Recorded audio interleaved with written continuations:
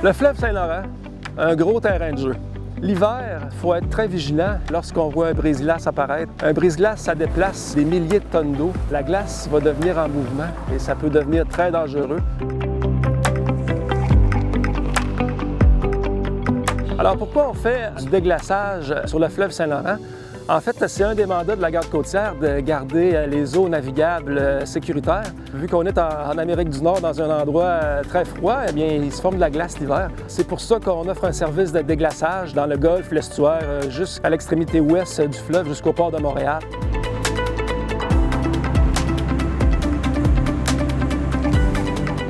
Alors, on fait différents types d'interventions de déglaçage. On fait des escortes, on libère des ports qui sont prisonniers des glaces, on libère des navires qui sont prisonniers des glaces. On fait de l'entretien des chenaux navigables et aussi, le mandat le plus important, on prévient les inondations en faisant différents types d'interventions.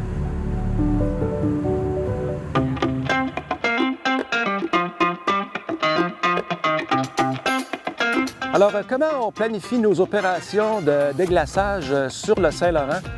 On a un système assez complexe là, de surveillance des glaces. À chaque matin, on a 2 hélicoptères, un qui part de Québec, un qui part de Trois-Rivières, et on couvre tout le secteur compris entre Sorel et l'île d'Orléans. On vérifie s'il y a des dangers à la navigation, c'est-à-dire s'il y a des flots de glace qui sont dans le chenal. Et si une situation est vraiment préoccupante, le spécialiste des glaces d'Environnement Canada qui est embarqué dans l'hélicoptère va tout de suite rapporter la situation au commandant du brise-glace qui prend les actions nécessaires.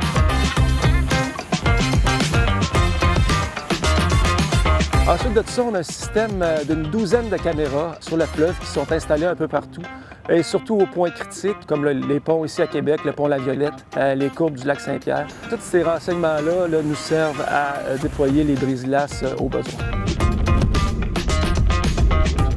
Toutes ces informations-là que les patrouilles de glace font à chaque jour sont consignées sur un site Internet de la garde côtière qui s'appelle e-Navigation. Et puis, ce site-là est un site public qui peut être consulté par tout le monde. On y consigne toutes les cartes de glace qui sont faites par nos spécialistes ainsi que toutes les photos des points là, qui sont plus importants ou qui sont plus à risque sur le fleuve, comme les ponts à Québec ou les ponts à Trois-Rivières et tout ça.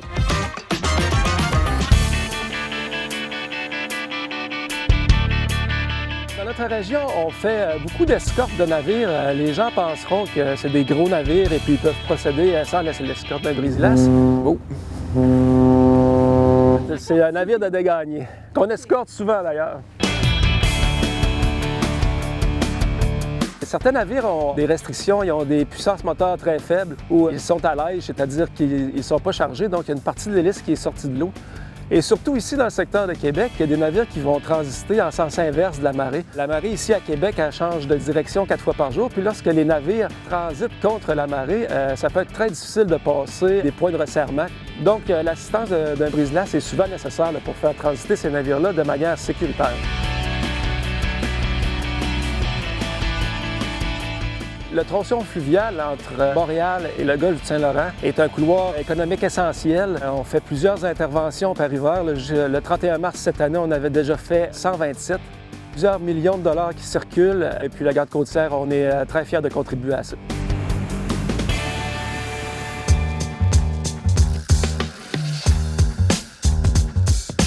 Nous, au déglaçage, une autre situation d'urgence pour nous, c'est le contrôle des inondations.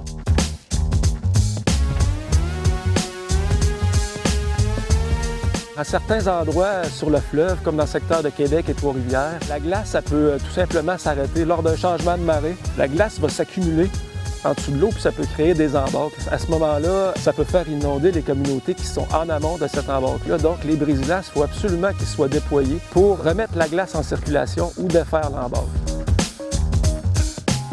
Aussi, au printemps, on a une base d'aéroglisseurs qui est située à Trois-Rivières. Les aéroglisseurs vont nous aider à faire le déglaçage mécanique de la rivière, justement pour empêcher que des gros flots de glace partent du lac Saint-Pierre ou partent de certains endroits et deviennent un danger à la navigation.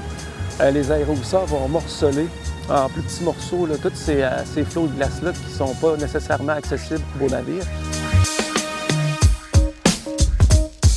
Et puis aussi, on travaille en collaboration avec la sécurité civile au printemps pour déboucher plus d'une douzaine d'estuaires de rivières dans certaines communautés. Alors, lorsqu'on voit un brise-glace, le conseil, c'est de quitter la glace parce que ça peut être dangereux.